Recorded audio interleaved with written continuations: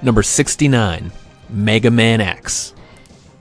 So this was a classic I had growing up. Some relative got me it. I'm not sure how they knew that Mega Man X was a great idea for a Nintendo tape, but I'm grateful for them anyway. So if by some random chance a relative of mine ever hears me talking at length about video games on the internet, and you're the one who got me Mega Man X, thank you.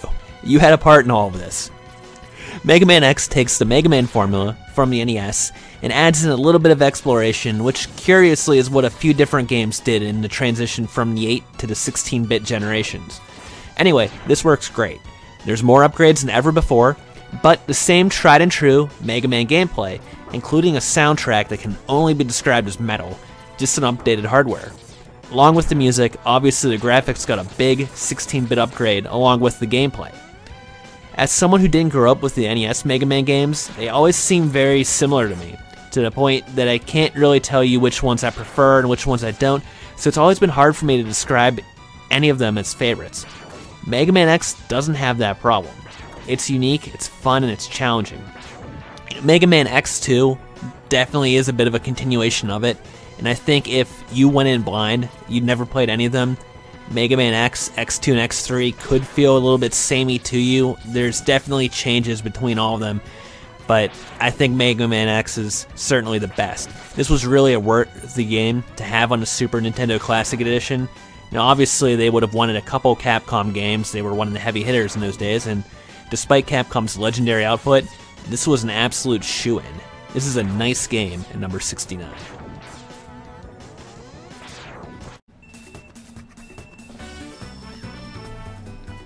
Number 68, Mario Kart DS. So Mario Kart DS is a game that got less fun as time went on, but at the time of its release would have had to have been the best Mario Kart game. It added in online play for the first time and was the first game to bring back old courses, including the GOAT Mario Kart course, Mushroom Bridge. There is a little negative here though. There's an exploit called snaking that eventually took a lot of fun out of the online races, even among your friends. Still, this was a massive jump forward, and it remains fun to play today, especially the mission mode, where you do these quick challenges, and then at the end of them you actually do a boss fight in a Mario Kart game. I do this before work sometimes to this very day. Without online play though, it's not the same today as it was then, but it does remain a solid, portable racer that launched Nintendo's online play with the DS, and in a lot of ways remains one of the best options in the series, even without its main draw today. This is actually what always sort of worries me with online-focused games though. Like, how are these going to play 10, 15 years from now? Super Mario World and Super Mario Bros. 3 never had this problem. In this case though, this game still plays very, very good, somewhat removed and faded from its original glory. And Bullet Bill, who lets nothing and no one stand in his way as he flies along the track.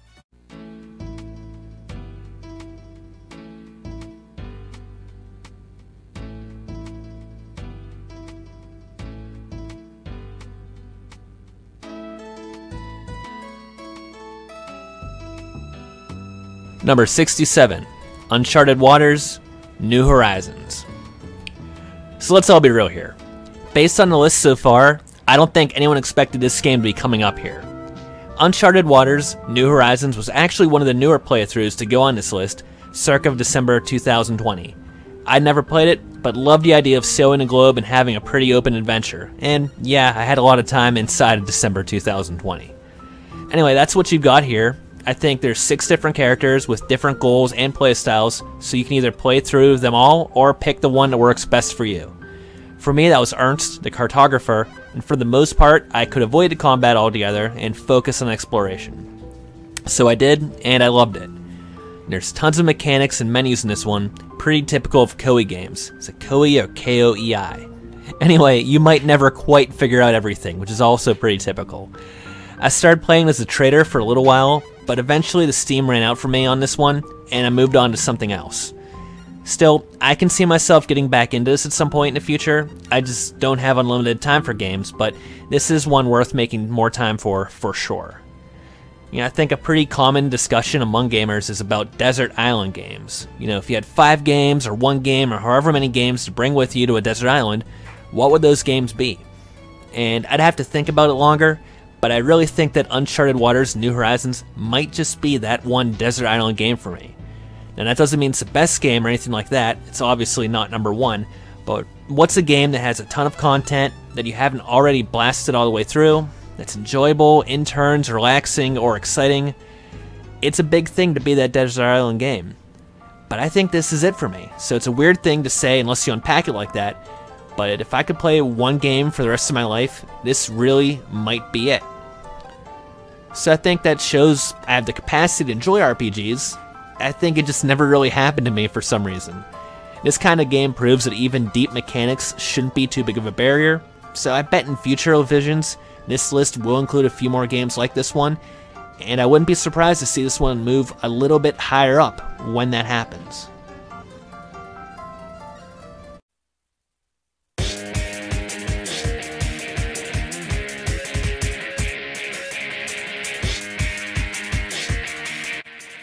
Number 66, Wave Race Blue Storm. Bring a towel. Wave Race Blue Storm is another GameCube launch title, this one a first-party Nintendo effort, and in a lot of ways it shows you what the GameCube could do graphically with water, definitely some good water effects here, but also with sound. Sound in particular is a big one looking back, because that just wasn't something the Nintendo 64 did particularly well. PlayStation and Saturn did those things much better. In this one, you've got almost constant speech, which feels like something you'd have never seen on cartridge-based hardware. Equally impressive is just how strong the gameplay is. It's a pretty difficult racer, one that I've never completed all the way, without a ton of content available, but that's fine. That just kind of keeps it in line with how old school racers were. The main gimmick is that you need to go to the right of the red buoys and to the left of the yellow buoys, and sometimes shortcuts can be found using this mechanic. You can skip up to 5 buoys during the course of a race, so intentionally missing one here or there can actually make your time better. This is another game though that's better for player. If you want a pure racing game, without the red shells or knocking your opponent out of the race altogether, Wave Race is probably your best bet on a Nintendo console. This was back when more games based on extreme sports seemed to be popular, games like Tony Hawk for example. We don't really get quite as many of these now. We never got another Wave Race game, for example, and it's a pity because this game was a lot of fun. Racing games in general maybe aren't the popular genre they once were, which is a pity because it really might be the genre that benefited the most from the increase in technology. I want another F-Zero game, for sure, but another Wave Race game would be welcome too, so make it happen, Nintendo. Number 65, Resident Evil. So this is a case where I'm considering a lot of editions of the same game in one spot. That's Resident Evil Director's Cut, Resident Evil on the Sega Saturn, which is a little different, and Resident Evil Deadly Silence on the Nintendo DS are all number 65. They're all so similar, there's only one rating for all of these. The only one of these I actually own is Resident Evil DS, so we'll spend the most time talking about that, but the footage you're seeing is from Resident Evil on a PlayStation, because I can't capture DS footage, so officially Resident Evil on the PlayStation is the one that gets a nod here. Resident Evil DS brought the original version of Resident Evil to a portable console and included some minor upgrades or release changes, like touch control puzzles and knifing zombies as you entered some rooms.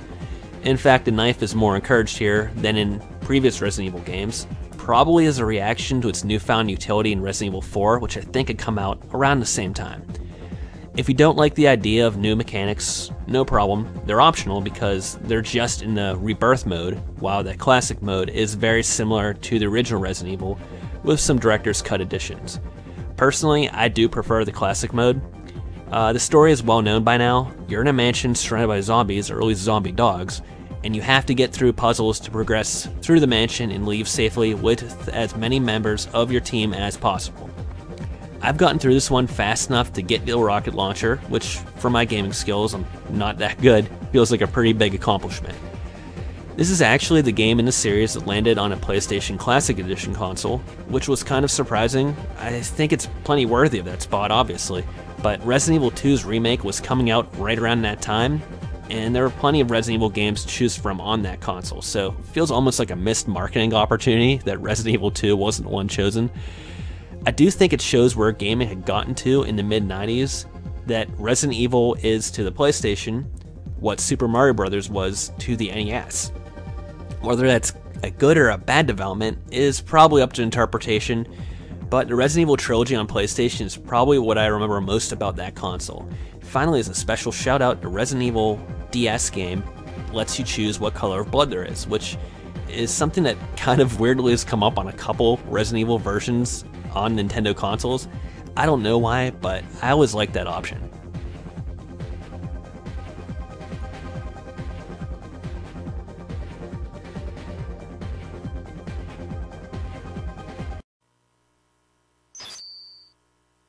Number 64, Blades of Steel.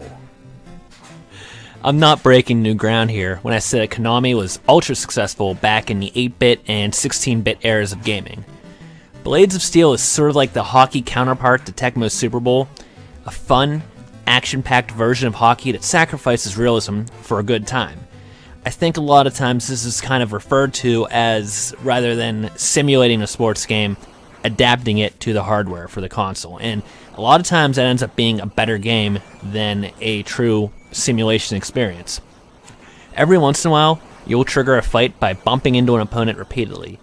This leads like the proto 2D fighter, which for the NES is more than serviceable and basically the best part of the game. I actually managed to trigger a penalty shot here, which doesn't happen every game while I was playing this time around. This one also actually plays really well in the Wii Virtual Console, if you're so inclined. Ultimately, this winner is as good as hockey games got for a long time. A blast to play cooperatively, and a perfect pick-up and play experience. Maybe it's the way I view gaming, or just my time constraints, but I'd take this over a 60-hour marathon any day. Number 63, NFL Street. NFL Blitz was always a favorite, but NFL Street takes that formula and evolves it, similarly to the NBA Street games, which kind of evolved the NBA Jam formula and were popular around the same time as this. It's much better than that, though. I got this for my birthday from my high school friends, I think at age 14, and honestly the gesture meant more to me than the game probably ever could have, but we stayed up and played it all night, which is really the moral of that story. To this day, I still play this one pretty frequently, certainly more than any of the Madden games. This is football, and by default, you play up to 36. Running the ball in is a 1-point conversion. Throwing the ball in is a 2-point conversion. I like to change it to 24. Make it 3 scores with 3 2-point conversions. You get to win, and even if you have the second possession, you get a good chance to win it here. Since there's no halftime, you just kind of play till you reach that score. You play 7-on-7. Everyone plays both ways. So pro tip here, and what I did, is to pick Antoine Randall. Always make him your quarterback. He's the best option, maybe including the NFL Legends that you can unlock if you beat this game. I love football, and I love football games, so they're all over this list in a way that they're probably not going to be for most people. Again, this is just kind of my personal ballot, and I promise there's not too many of them up ahead. This game is loads of fun, especially with friends. I can't recommend it enough, even if you won't recognize the players these days, especially if you're a younger gamer. If you're a dinosaur like me, you still think it's kind of funny that Rodney Peete is somehow in this game, along with old favorites like Cordell Stewart. Definitely check this out.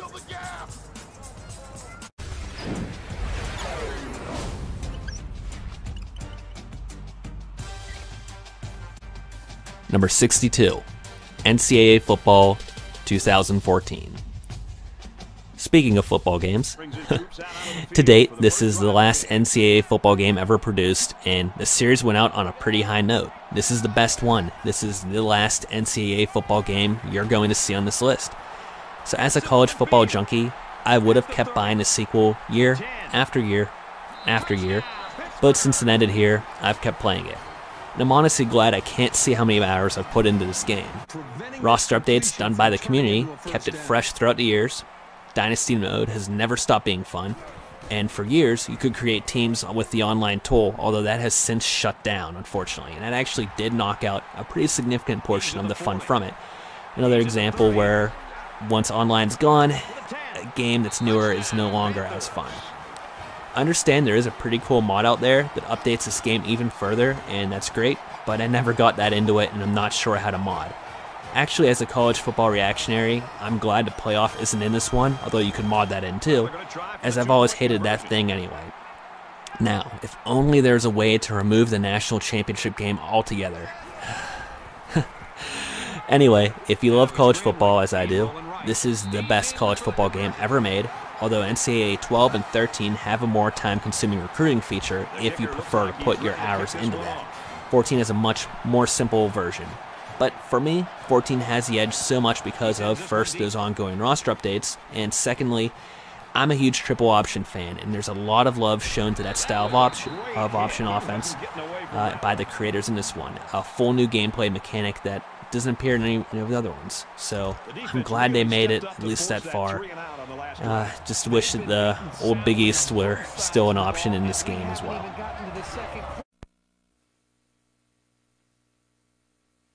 Number 61, Super Mario Land 2, The 6 Golden Coins. You might remember me saying about 30 spots back that I didn't have Super Mario Land growing up. My cousin did. I had Super Mario Land 2. Of the two, I'm glad I had this one. Now, nostalgia is huge in my rankings, as you've seen, and I think maybe even it's too important sometimes, but in this case, it isn't a nostalgia goggles talking. Super Mario Land 2 is definitely the better game of those two. It actually feels like they managed to cram most of Super Mario World into the Game Boy, including the spin jump and some big, beautiful sprites you're seeing here, which is pretty impressive given the hardware. But then that's kind of a problem in retro gaming, at least like people today talking about games back in the day. We talk about what's good, in quotes here, given the hardware, but at least for me, most of the 16-bit and 8-bit stuff hasn't really been topped. The hardware today can certainly let you create a bloated game and a lot of customization, but I don't think the idea of run to the right and don't hit into a hazard is often topped, even today. So yeah, Super Mario Land 2 has 4 colors and is on the Game Boy. Let's get that out of the way. But then, Super Mario Land 2 would be a great platformer on any console. It's open-ended, so you can beat the 6 worlds in any order you desire. I think that's a first and maybe still unique to a Mario series, all leading up to a showdown with Wario, making his first ever appearance, and this time as a bad guy. This game has a world you can only reach by hit and exit.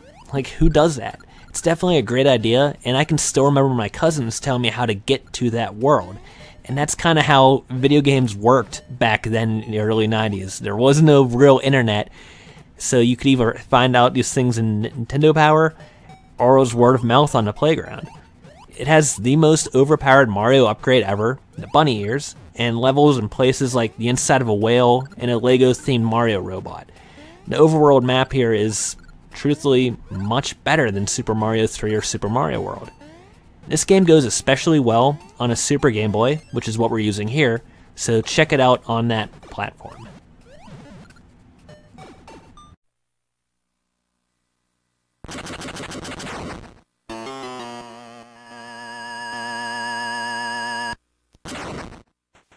Number 60, Donkey Kong.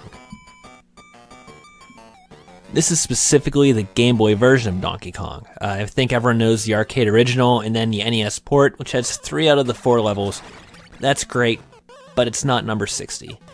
Donkey Kong on the Game Boy was a game I had growing up. I think I got it when I got the Super Game Boy. They may even have come together? I don't remember. If not, I'm not sure how my parents knew to get me Donkey Kong along with the Super Game Boy, because it was pretty much designed for that peripheral.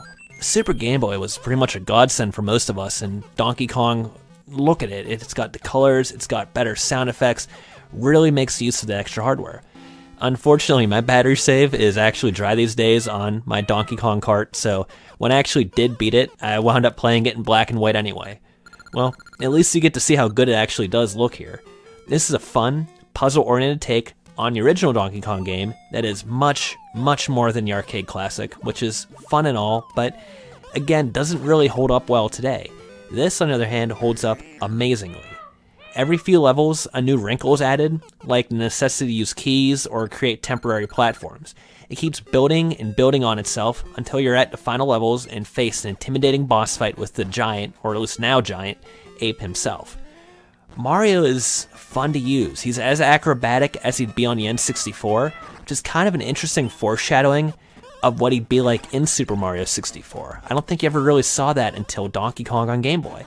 This game is challenging, but fair, and it looks incredible on the Super Game Boy in particular. It's as good or better than an NES game.